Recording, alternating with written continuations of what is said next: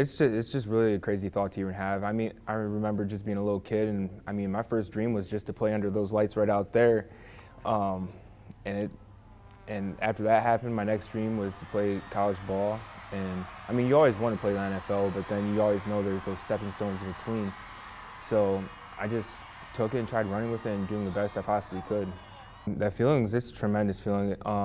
But at the end of the day, there's still work to be done. There's still a lot of work to be done between now and then. And there's going to still be a lot of work to be done even after that process. It's definitely a good feeling knowing that you're moving down the right path and you're moving in the right direction that you dreamed of as being a little kid. So it's definitely a unique feeling. I think that I've been physically and mentally prepared through my coaches and definitely grown a lot as a human being. And I just feel like there's no better time than now. I mean, it means the absolute world. I remember watching Eric Page play here, and then Eric Page was like the biggest thing to ever come out of Springfield. Went to Toledo, two-time All-American. And my first ever college football game was actually watching him play against Ohio State down there. And I was like, man, that's awesome. And then especially your first college football game and you're looking in the shoe, it's like, wow, like everybody cheering. And I was like, wow, that'd be neat one day. But there's no better feeling than putting on a show for your hometown. I mean, you end up meeting a lot of people, building relationships, and those relationships I'll hold and cherish for the rest of my life.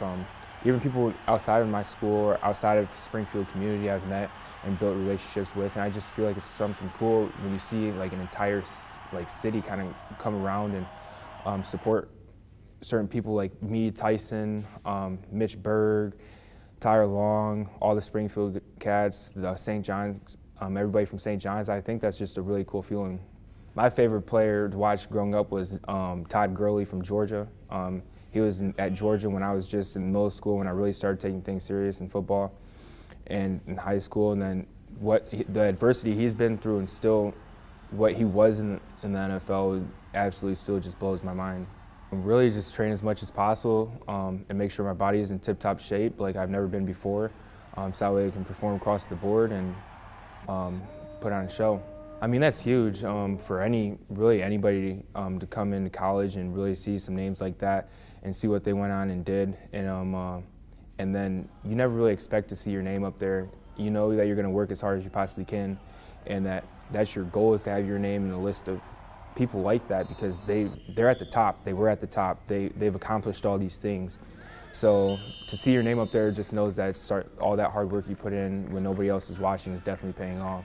And I didn't even realize that I was even that close to grasping those things. Even last year, going into this year, all the way throughout, I didn't know any of that stuff until it happened. And after the game, coach would be like, hey, you did this and this. I'm like, wow, really? That's crazy. So it's definitely exciting to hear it come out, but I never really focused on that, really just tried focusing on helping the team in whatever way I could for us to have the best chance of winning the game. I think it means everything. I mean, it's the centerpiece of what helped build me and shape me into who I am today as part of the community. And it's where I went to school at. I absolutely love it. I love everybody that is a part of it and what it stands for. I mean, it's definitely a different feeling. It's definitely bittersweet because you got to leave such great people behind, but at the end of the day, it's for something bigger than yourself. But it's going to be a sweet feeling. I just know that there's a lot of work to come ahead, and be ready for when the time comes. There's always work to be done, no matter how good you are. Especially in the sport of football, you have to keep your body in tip-top shape. So I try not to put the cart in front of the horse and really just take it day by day. It definitely instilled some values in me, and definitely helped build a lot of character. In my head, I won't ever quit on anything I give up, and I'll give it my 110% until it quits on me. So that's what I'm going to give football, and until the day it quits on me, and the day I'll hang it up.